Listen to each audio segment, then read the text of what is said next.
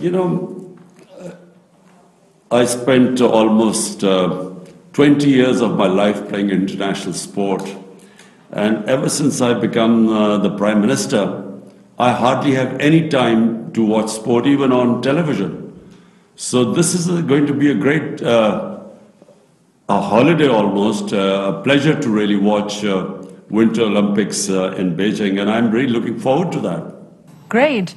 I understand that it is also your first visit to China since the COVID-19 pandemic began in early 2020. Of course, you'll be having discussions with your counterparts, with the Chinese leadership. So what are the issues you would like to discuss or you are discussing with your Chinese counterparts? Well, you know, Pakistan and China's relationship is one of those unique relationships that's passed through the test of time. It's gone through all the difficult phases which China has gone through and Pakistan, but our relationship has withstood that time. And in fact, the relationship has got stronger.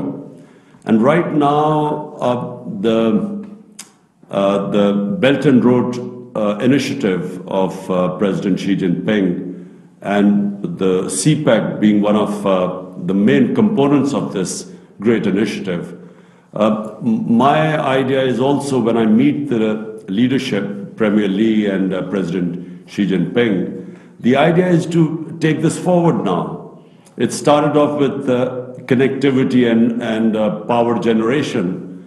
Now we want it to move to the next stage, which is industrialization, which is information technology, and above all, agriculture, because agriculture is the mainstay of our country.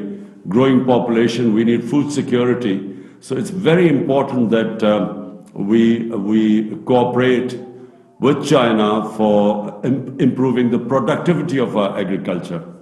I know that China and Pakistan has a very special relationship. Oh, well, that's known to many people, to everybody around China and Pakistan, but to also a lot of people around the world. And it's called an all-weather strategic cooperative partnership. I am brothers in our way. So to the region, however, what kind of impact do you think this kind of relationship has brought to the region? I think it's brought stability because because of our very powerful relationship, the whole region has basically been stable. We unfortunately right now Pakistan's problem, and I think to some extent China's, are with our big neighbor India. And I'm one of those people who firmly believes that we should resolve all our differences through political dialogue. But as I said, it's unfortunate that in India we have a government that is an extreme nationalist government. There hasn't been a government like this in India since our independence 74 years ago. And this government, unfortunately, we find it very difficult to move forward with it, specifically because of Kashmir. Now, Kashmir is our only issue with India, and rather than trying to resolve that issue, India has made things worse. So this is a problem, and I hope that sooner or later we will resolve it through political dialogue. But other than that, really, China and Pakistan's relationship has brought stability to the region. Of course, Afghanistan is a common neighbor that is very important both to Pakistan and to China. What is the consensus between Pakistan and China on Afghanistan, and how can the two sides cooperate in this regard? Well, firstly, it's about the people of Afghanistan. I mean, the consensus between Pakistan and China is that no nation has suffered like the people of Afghanistan. For 40 years, they've seen nothing but conflict. And this is the first time there is chance of peace, because there is no conflict going on right now in Afghanistan. But the problem right now is the prospect of a huge humanitarian crisis. because Afghanistan depended upon foreign aid. Until the Taliban government took over, 75% of the budget of the Afghanistan government came from foreign aid. So once that aid left, the whole government is in a serious state of a crisis. I mean, they cannot deliver the services because they don't have the money, and their foreign exchange reserves have been frozen. So what China and Pakistan, and I think a lot of countries, even the European countries, everyone agrees that somehow likes and dislikes of the Taliban government should be set aside, and the only thing in all our minds should be the almost 40 million people of Afghanistan. Half of them are in a very precarious position of food insecurity. There's a prospect of famine, of starvation, malnutrition. And so we agree that the top priority of everyone should be the people of Afghanistan, 40 million of Afghanistan. And as I said, half of them in an extremely vulnerable stage right now. Indeed, that is the humanitarian concern that also China takes into its heart very much as Pakistan. Let's, of course, come back to talk about the bilateral economic relationship, that is the China-Pakistan Economic Corridor Project, or CPEC, which has brought Pakistan direct investment from China totaling over $25 billion and created quite some jobs over the past 8 years. What do you think is the significance of this project for the economy and development of Pakistan? It's extremely significant because the Chinese investment which came in for connectivity and then of course for power generation came at a very crucial time in Pakistan, because we were facing twin problems. One was we were involved in this war on terrorism, and this war on terrorism cost Pakistan probably more than any other country, apart from Afghanistan. Pakistan suffered more than any other country. We had almost 80,000 people dead, and we had, over $100 billion lost to the economy. Our currency lost half its value. And on top of it, we had two very corrupt governments, which also caused the financial crisis. So therefore, China came in at the most difficult time for us, which is also one of the reasons why there is such love for the people of China, because, a friend in need is one you always remember, a friend who comes in when you really are desperate, and which we were.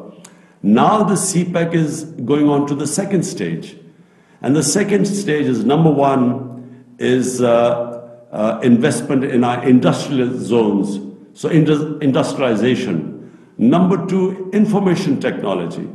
Pakistan is now giving great incentives for investment into our technology zones. And then number three, I mentioned before, is agriculture, because Pakistan basically is an agricultural country.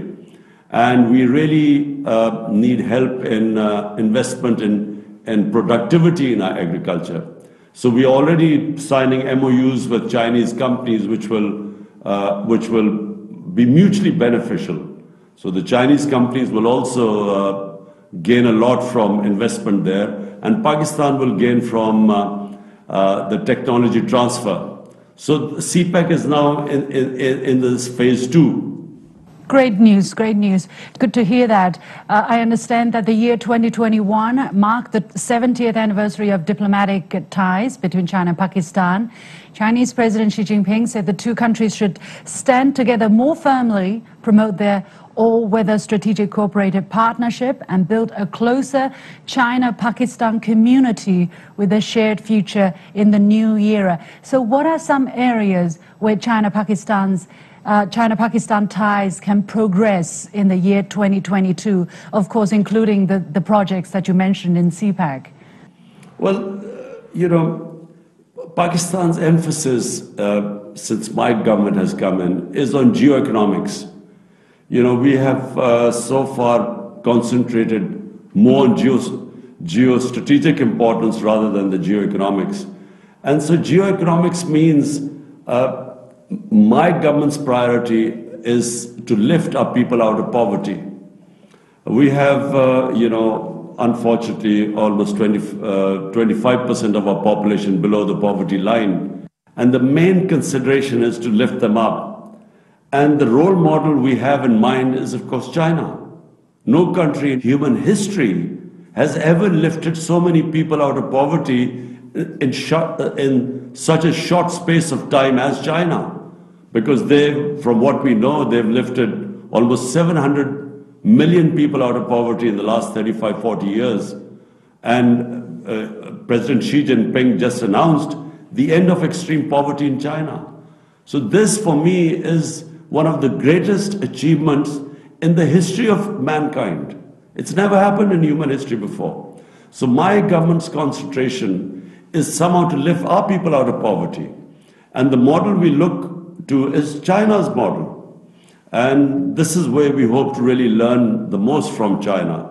How do we we've had meetings on this before. How do we create wealth and then use that wealth to lift people on the bottom tier out of poverty? Yeah, we hope that China's example, China's experience can provide some inspiration for countries such as Pakistan. And we wish you really the best in that regard. As we talk, we have a lot of things to celebrate, but the world really has been suffering from COVID-19 and the kind of economic downfall that the pandemic has caused to us.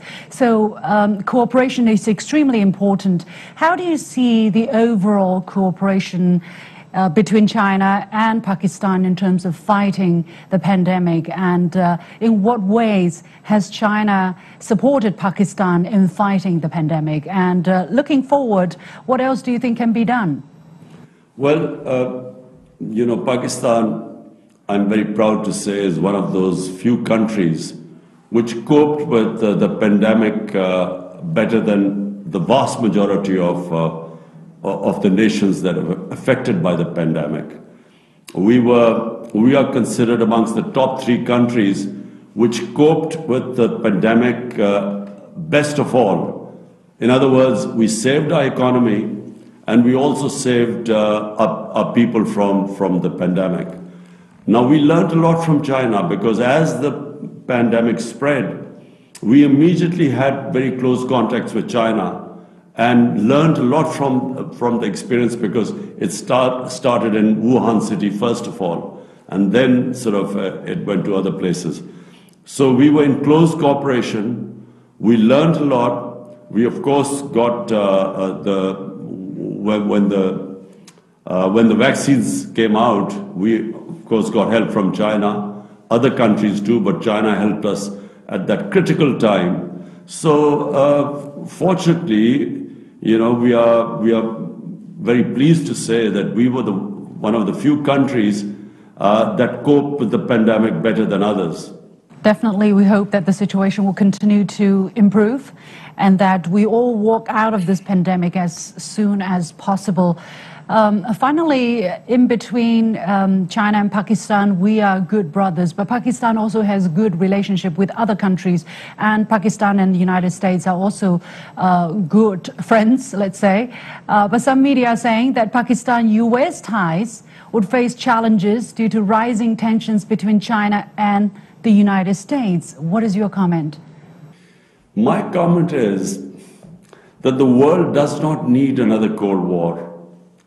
The world should not go through the situation where it's divided into 2 camps. And it does not benefit anyone. In fact, everyone suffers. But people gain if there's cooperation between the countries. We saw, in my lifetime, I saw the European Union came into being, and then we saw the standard of living of the entire European countries go up. So what I would say is that I hope that this does not escalate into another Cold War where we have to choose sides. We have good relationships with the US. We have probably what we call iron brother relationship with China. And we do not want there to be a situation where Pakistan has to say, look, if you are with China, then you have to cut off your relationship with other countries. In fact, what we want is Pakistan to play the role which it played in 1970 when Pakistan was instrumental in getting the United States and China together. The famous visit of Dr. Henry Kissinger was organized by Pakistan. So we hope to play that role. And my priority in Pakistan are the 220 million people in my country. And the only way my country, I will get my people out of poverty, the bottom tier out of poverty, is if we have economic well-being. And economic well-being comes with stability and peace. So if you have conflicts, the first thing that gets affected is your economy. And that's the last thing we want. Indeed, peace is the message and is the aspiration for the whole world. Finally, Your Excellency, if you were to give a message to the Chinese people who are watching this, who love Pakistan as much as the other way around, what would it be? Well, I want to wish the people of China happy Lunar Chinese New Year.